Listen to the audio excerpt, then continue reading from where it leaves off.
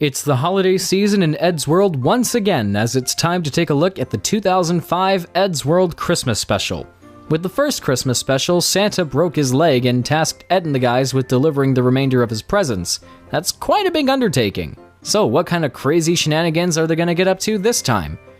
Honestly, not a whole lot. In fact, the story as a whole feels kind of thrown together at the last minute. Ed's guardian angel comes to him one night to show him what the world would be like if he'd never existed, hoping he'll change his ways after seeing it. Despite not previously displaying any Ebenezer Scrooge-like characteristics to warrant a visit from a guardian angel, Ed agrees to go with him. Okay, I'm bored anyway. In this alternate universe, Tord is a successful comic strip artist and full-on communist, Tom is a big filmmaker who works with Tord on making adult films, and Matt is a tramp on the streets. Oh, and apparently the Coca-Cola company shut down all their factories because sales plummeted without Ed being around to excessively buy their products. There's a lot of things to process with this story, and I know it's just a harmless web cartoon, but it really doesn't make any sense. The Guardian Angel says that Ed needed to change his ways, but does he? The opening doesn't establish how he mistreats his friends or his coworkers. Is it trying to imply that he's not running his studio in a way that he could be? Well, it's Christmas, so nobody's really expected to be working hard around this time. Maybe if Ed was pushing everyone to keep working despite it being Christmas, then the line about him needing to change his ways would make sense. But then again, Ed would never do that, so it would be really out of character.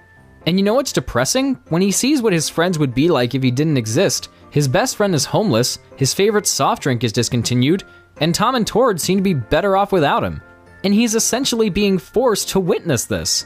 Ed did nothing wrong. He doesn't deserve to be put through all this. Nobody does. Frankly, it's a horrible thing to even think about. But how does Ed process all this? I don't know. He doesn't seem to be affected at all, except for Coca-Cola going out of business. And even then, he seems to get over it pretty quickly. You see what I mean when I said this story felt thrown together at the last minute?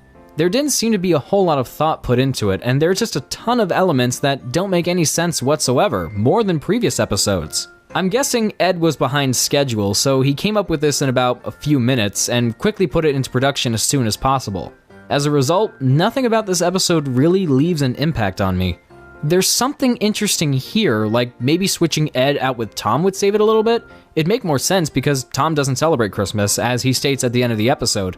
And I'll admit, I'm probably taking this a little too seriously. But if I notice a few very big things wrong with something, they're gonna make a difference when I look at the whole picture. I think the 2005 Christmas special might be the only classic Eddsworld episode I've seen where the story actually gets in the way of everything. Not even the animation adds a lot of charm or humor, which is really surprising because usually the crudeness of it makes any old Eddsworld episode more enjoyable. All in all, this episode's pretty much a dud. I don't hate it per se, but it's just not well put together. If Ed had more time to develop the story, we could have had something kinda cool, like a Christmas Carol parody with that Eddsworld edge. As it is, however, I don't really see anything in the 2005 Christmas special that makes it worth coming back to. Not one of the worst things I've ever seen in my life, but I'd say you can go ahead and give it a pass.